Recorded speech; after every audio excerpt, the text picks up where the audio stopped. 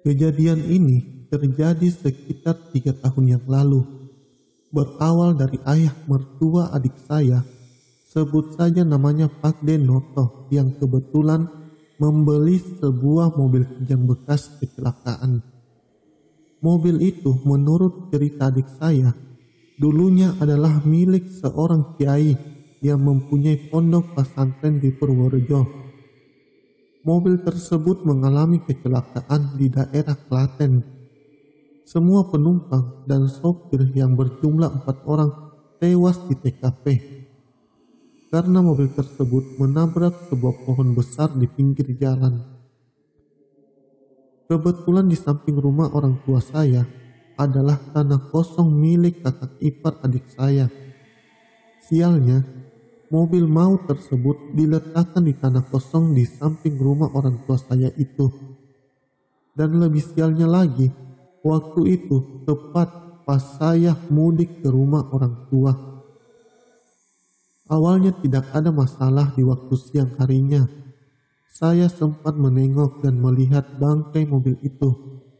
Waktu pertama kali melihat bangkai mobil kijang tersebut, tidak ada perasaan aneh. Cuma sedikit merinding karena melihat noda-noda darah yang belum dibersihkan.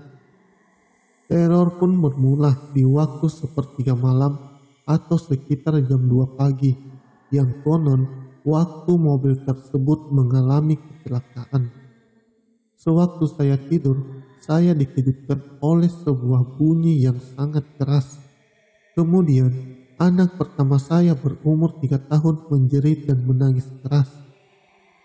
Awalnya, saya mengira anak saya terpeleset dan terjatuh. Karena kebiasaan anak saya bangun tengah malam dan meminta dibuatin susu. Sempat saya juga memarahi istri saya karena salah paham. Ternyata, waktu itu istri dan anak saya sudah tidur di lantai dengan kasur lantai karena mereka merasa kegerahan tidur di kamar. Barulah saya menyadari kalau ada yang tidak beres. Akhirnya, malam itu saya begadang karena anak saya semalaman menangis, tidak mau tidur, dan meminta digendong terus. Malam selanjutnya seakan menjadi teror buat anak saya. Walaupun di waktu siang anak saya bisa ceria seperti biasa, ia berlari ke sana kemari. Tetapi malamnya, setiap menjelang maghrib, anak saya selalu menangis menjerit-jerit dengan mata terpejam dan selalu minta digendong. Dalam tangisannya, dia selalu mengajak untuk pulang ke rumah. Setiap menjelang maghrib sampai subuh, saya dan istri harus berjibaku menenangkan anak saya yang seperti histeris ketakutan, dan itu berlangsung selama beberapa hari. Sempat saya mengutarakan kepada keluarga kalau saya meminta kepada Pak Dinoto agar memindahkan bangkai mobil kijang bekas kecelakaan maut tersebut ke tempat lain. Tetapi ayah dan ibu saya tidak satupun yang mau berbicara ke Pak Denoto dengan alasan ricuh. Anak saya menangis histeris dengan mata terpejam dan selalu mengajak pulang ke rumah. Saya dan istri cuma bisa membaca ayat Al-Quran untuk menenangkan anak kami. Sempat juga saya membawa anak saya ke paranormal karena saking putus asanya.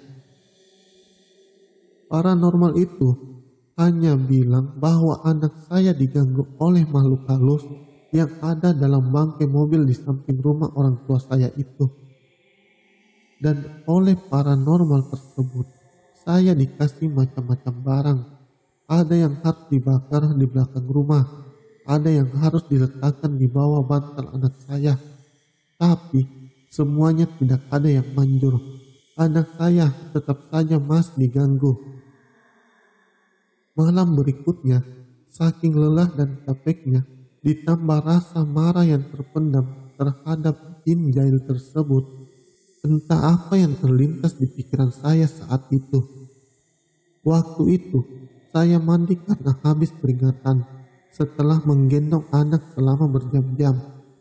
Waktu saya selesai mandi dan baru memakai celana, saya mendengar anak saya berteriak ketakutan dan menangis histeris dalam gendongan istri saya. Langsung saja saya lari keluar dari dalam kamar mandi. Tapi saya bukannya lari menghampiri istri dan anak saya, melainkan berlari keluar rumah menghampiri bangkai mobil kijang bekas kecelakaan maut itu. Tanpa rasa takut sedikit pun, saya tantang berkelahi jin itu.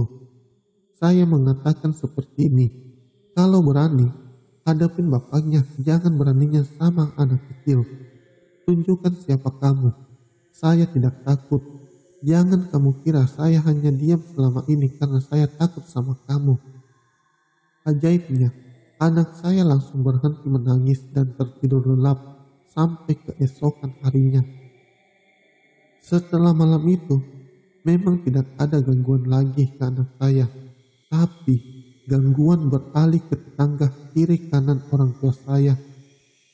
Bahkan ada tetangga saya yang pernah melihat penampakan mengerikan, sehingga warga satu RT protes ke Pak Denoto agar bangkai mobil kijangnya dipindahkan ke tempat lain. Pak Denoto pun mengikuti permintaan warga. Ia segera memindahkan bangkai mobil kijang maut itu. Setelah mobil tersebut dipindahkan, kejadian-kejadian aneh sudah tidak terjadi, baik itu kepada anak saya ataupun kepada tetangga-tetangga orang tua saya.